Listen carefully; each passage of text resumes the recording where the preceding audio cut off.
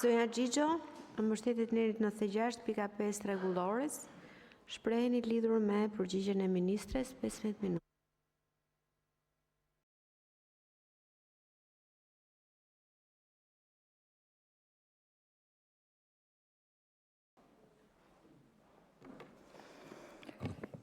E nderuar drejtuese e seancës, të nderuar kolegë, zonja ministre, unë ju drejtova me pyetje shumë konkrete dhe doja përgjigje konkrete. Në qoftë se ju nuk e keni kuptuar që Parlamenti i Shqipërisë është llogaridhënie dhe jo leksion shkolle, më duhet ju sqaroj që gjithë pyetjet që ne parashtruam që nuk morëm asnjë përgjigje, nuk është fyerje ndaj nesh, është fyerje ndaj qytetarëve, të cilët kanë vendosur të kenë republikë parlamentare, zonja ministre.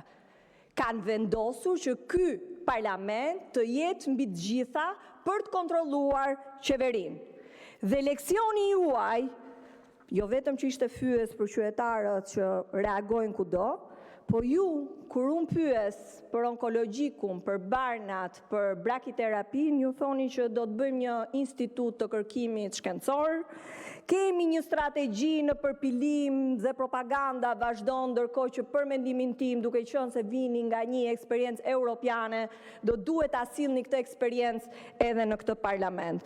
Por le të heqim propagandën, fasadën që u tha dhe themi disa gjëra të vërteta.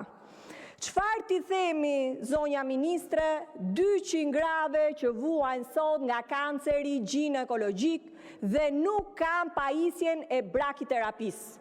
Kjo është pyetja, zonja ministre.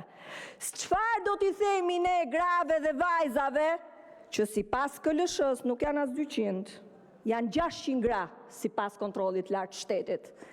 Tani çfarë do t'i themi ne këtyre? Presim 2026-ën.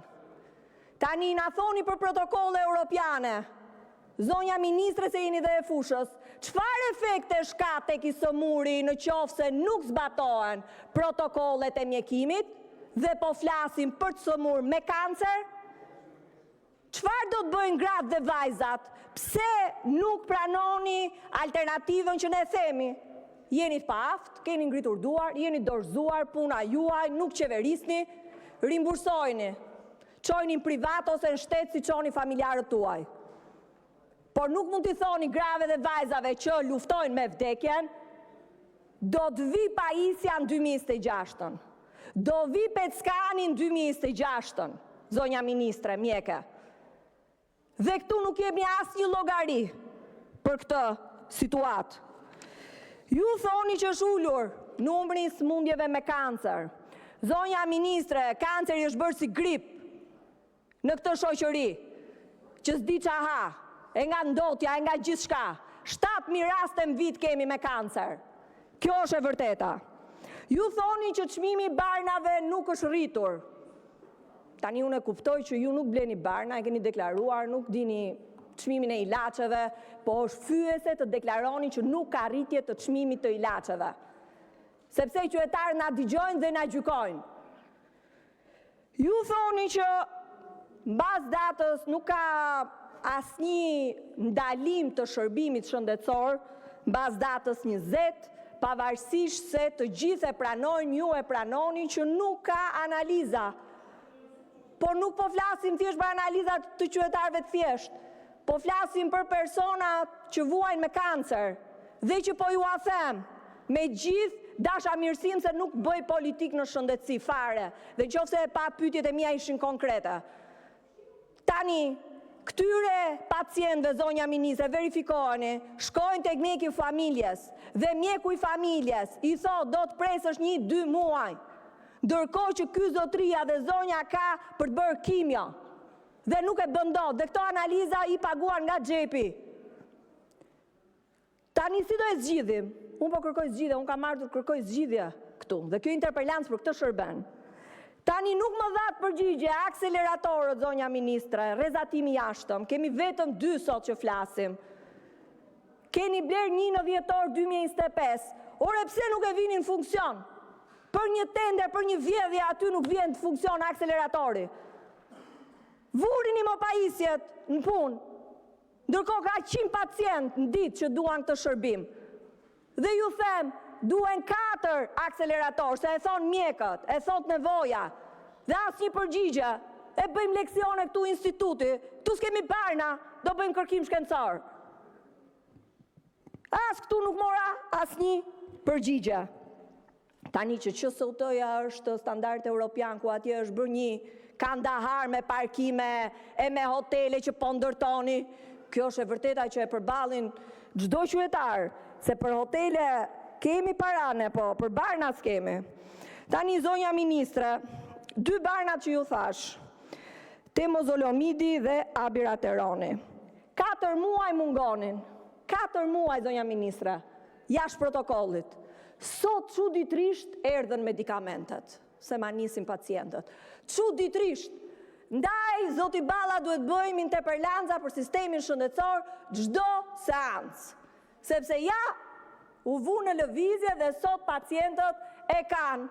Çdo seancë drejtuese e seancës duhet të bëjmë diskutim për shëndetësinë. Në mënyrë që të vinë medikamentet. Ka ardhur sot medikamentet, 2 medikamentet sot, çuditërisht, kur ne kërkojmë interpelancë, shqyr, aman, vetëm të vinë medikamentet e të shërbet njerëzve që vuajnë me kancer, e këtu nuk kemi fare as majt as djathtë, vjen keq. Çfarë ndodh tjetër në sistemin shëndetësor që nuk marrin përgjigje? Tani unë kam dhe një denoncim të fundit, inshallah po vjen ilaçi, se kështu u bë ky muhabet. Zoti Shkëlqim Hysa, kam një denoncim, mungon zonja ministre medikamenti Albulin Humane. Vuan ky zotria dhe nuk e merr dot medikamentin. A ka mundësi, po, Isëmur me Ceroz, a ka mundësi zonja ministre të ndërhy dhe ata që na dëgjojnë sistemi shëndetësor që u vu në lëvizje direkt, ju lutem medikamentet, se kështu do u katandisëm në këtë shtet që s'funksionon. Për të sqaruar dhe disa të vërteta, se këtu kam raportin e kontrollit lartë shtetit. Çfarë thot kontrolli lartë i shtetit, ndryshe nga pasaporta europiane? Thot, shpenzime për trajtimin e smundjeve tumorale kanë mbetur pothuajse të pandryshuara, ndërkohë që numri pacientëve të diagnostikuar është rritur. KLSH-ja, jo opozita. Ka mungesa të burimeve njerëzore, thot KLSH-ja.